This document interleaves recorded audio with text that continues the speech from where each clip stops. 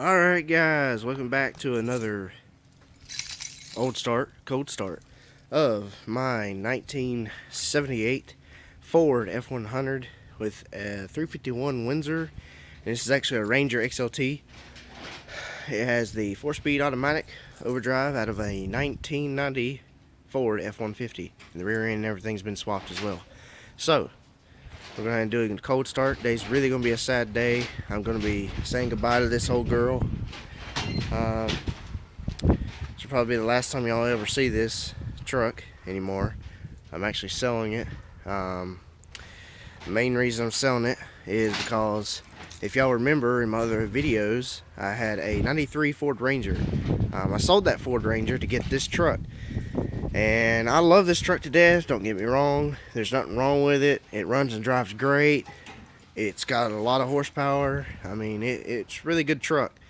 But it's just, there's a lot of TLC here and there that really needs to be done. I don't have the money or time to really do it. As you can see, I accidentally dinged up the tailgate about a month ago with a pole. It was laying down, I couldn't see. The windows were all fogged up and everything. It was backing up. Next thing I know, bang. So that's what happened to that. And I've got it shut. It won't come down anymore. So that's a good thing. But the truck has had a lot of work done to it. And some of the videos that are on this channel are the work that I have done to this truck. So yeah, guys, this will be the last time I'm going to do a little cold start on her. She hasn't been started since yesterday. So let's go do a little prime for a good time, shall we? This is going to be a little bit of a review, just so you can see what it looked like when last time I seen it. It does need weather stripping up here. The weather stripping in here is a little bit wore out.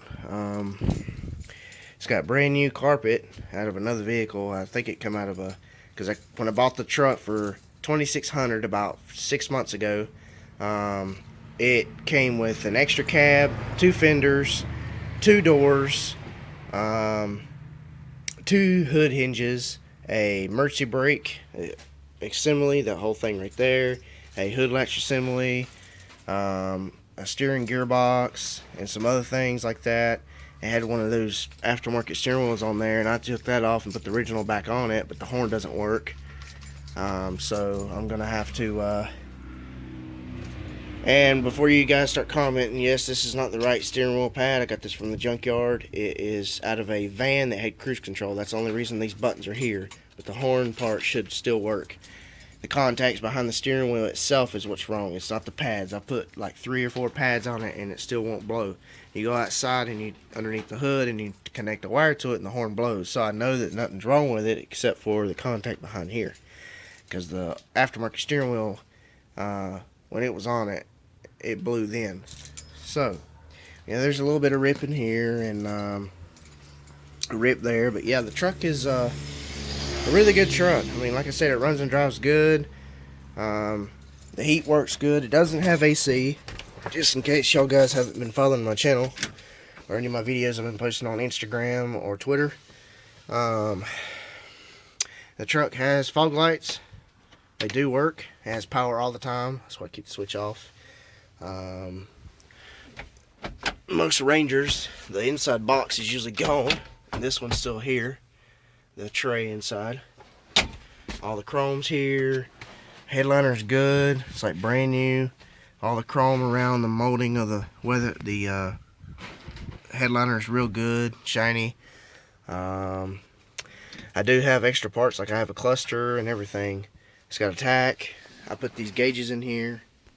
There's the oil pressure. Oil pressure usually goes around 50, between 50 and 75, and then once it warms up, it comes down to about between 25 and 50, right in where that white notch is at, is about where it stays, which is really normal. It's not hurting anything. Everything's fine. But yeah, there's aftermarket radio.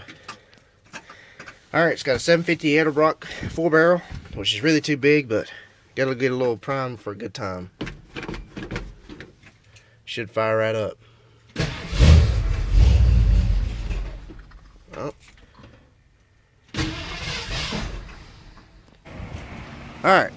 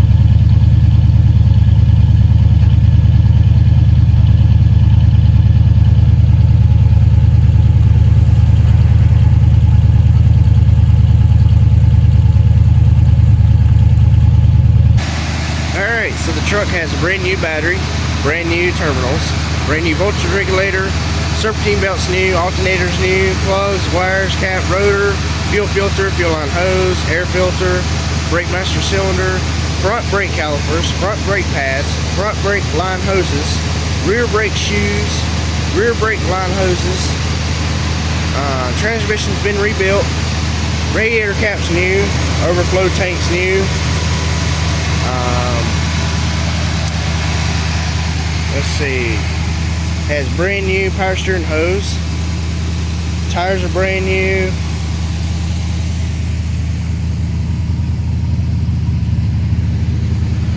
A lot of things been done in this truck, guys.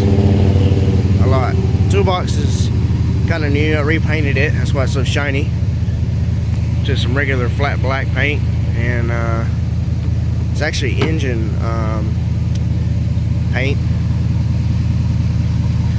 But yeah, a lot of work been done to it. It's got brand new tie rods, brand new sway bar, and bushings and everything. Headlights are new. I just added fog lights, like I was saying before, and I've even got extra parts. So it's got a new fuel pump as well.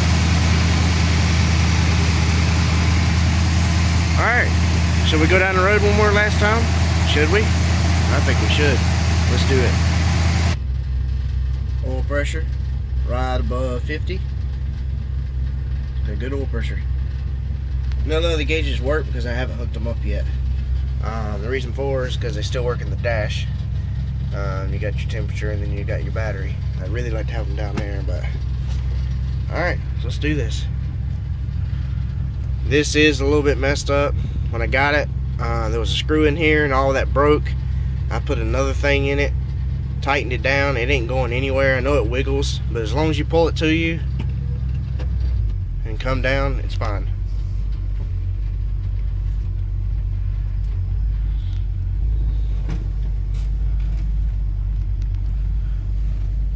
Alright.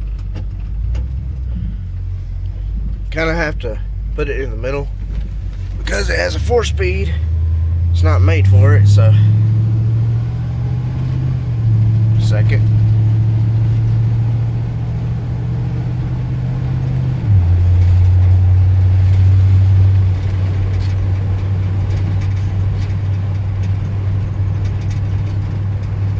Like I said, guys, the truck really rides good, drives good, shifts good. Get up to 55 miles an hour and fourth gear, hits in the gear.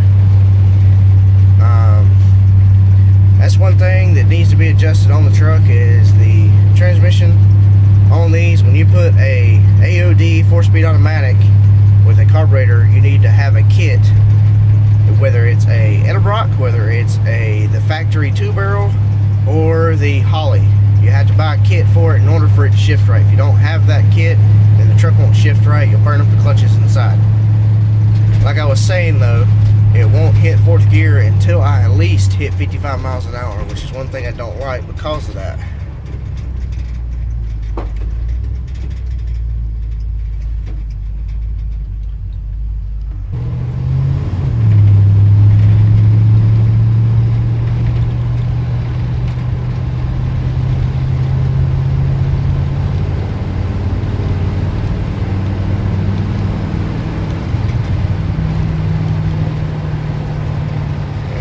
Not going in 4th. There it goes.